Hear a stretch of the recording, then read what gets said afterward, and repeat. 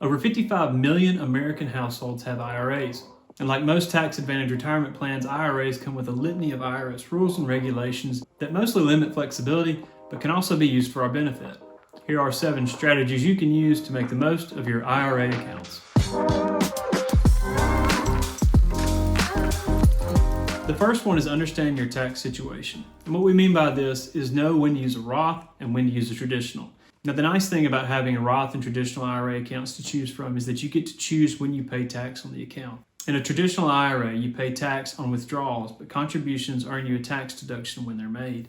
Roth IRAs, on the other hand, you pay tax when you make a contribution, but all earnings and withdrawals are completely tax-free. Now, if your tax rate is the same when you make a contribution and when you make a withdrawal, then it really doesn't matter a whole lot if you use a Roth or traditional account. On the other hand, if you're in a low income tax bracket, you'll want to use a Roth IRA when you make your contribution. That way you pay tax in a low bracket.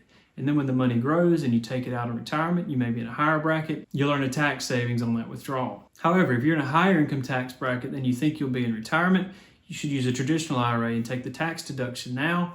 That way, when you make withdrawals in retirement, you'll be doing so at a lower tax bracket and you'll make a tax savings that way. By understanding your tax situation now, you could benefit from a little tax arbitrage and save money down the road. Our second IRA hack is to use a backdoor Roth IRA. Now on the screen we have the maximum modified adjusted gross income for making Roth contributions in 2024. If your income is too high, you won't be able to make Roth contributions, or you'll have to do so in a reduced manner. However, if you use a strategy called a backdoor Roth IRA, you can fund a Roth IRA even if your income is too high. So the way this works is you make a contribution to an IRA on an after-tax basis or traditional basis. And once the contribution is in the account, you contact your IRA custodian and have them convert that balance to a Roth IRA.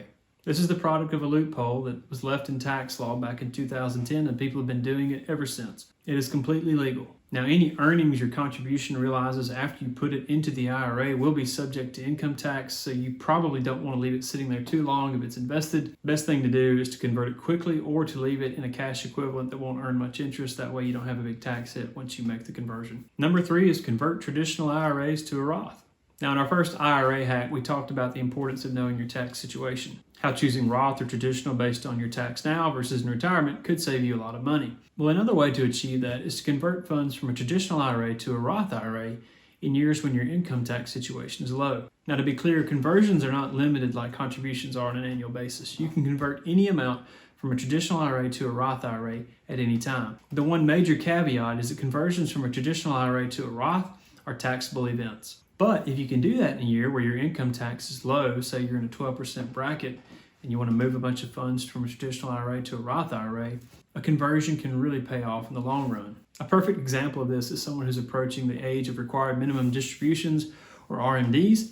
If you have a large traditional or tax-deferred retirement balance, RMDs could produce a lot of income for you and push you into higher tax brackets. If you can convert that money into a Roth, say after you're retired but before you hit RMD age, you'll have a few years where maybe you can control your income, keep yourself in a low bracket, and you can pay to convert those traditional funds into a Roth in a year where your income taxes are low.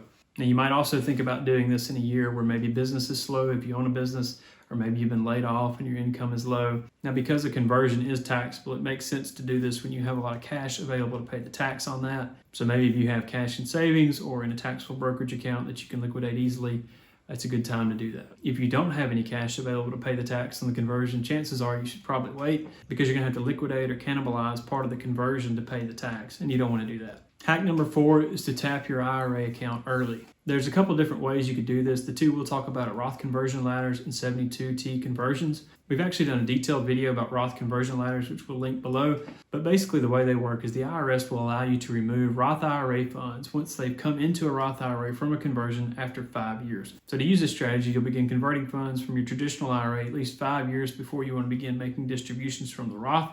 So let's say you want to retire at 50 and you want to use traditional IRA funds to fund that retirement, but you don't want to pay any penalties for early withdrawals. Well, using a Roth conversion ladder, you basically begin converting funds from the traditional to the Roth.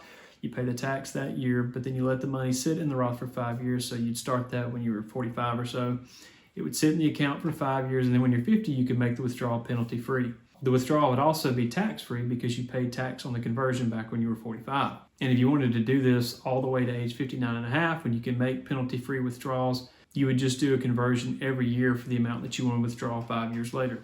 One interesting note about this is the conversion clock starts on January 1st of the year you do the conversion. So if you convert an amount, let's say on December 31st, 2024, it actually counts as you made the conversion beginning on January 1st, 2024. So you'd be able to pull it out beginning in January of 2029. Now this basically means the 5-year clock really could be 4 years and a day if you want to cut it that close. The second method for accessing your IRA funds early is using a 72T distribution or a series of equal periodic payments. The way this works is basically you begin taking equal periodic payments from your IRA for at least 5 years or until you turn 59 and a half, whichever occurs later.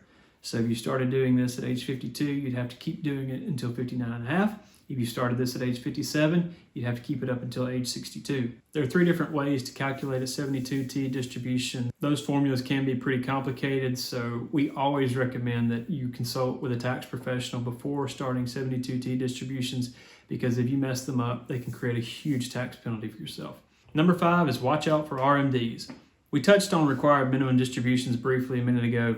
When you turn age 73 or 75, depending on when you were born, the IRS will require you to begin taking required minimum distributions from your tax-deferred accounts like IRAs or 401ks so that you realize income from the account and can be taxed on that balance. Now, to calculate your RMD amount, you take your tax-deferred balance on December 31st of the previous year, then you divide that by the distribution period listed on the IRS's Uniform Lifetime Table, and that'll give you the amount of your RMD for the tax year that you're in. So let's say you had a $200,000 IRA balance at the end of 2022, and you're 75 years old. That means you would take $200,000 and divide it by 24.6, which is the distribution period listed for age 75 on the IRS's table. That would give you a total of $8,130.08 that would need to be withdrawn from your IRA in 2023. If you forget to take an RMD, you'll pay a 25% penalty on the amount that you should have withdrawn from the account, and that happens for each and every year that you fail to make the distribution.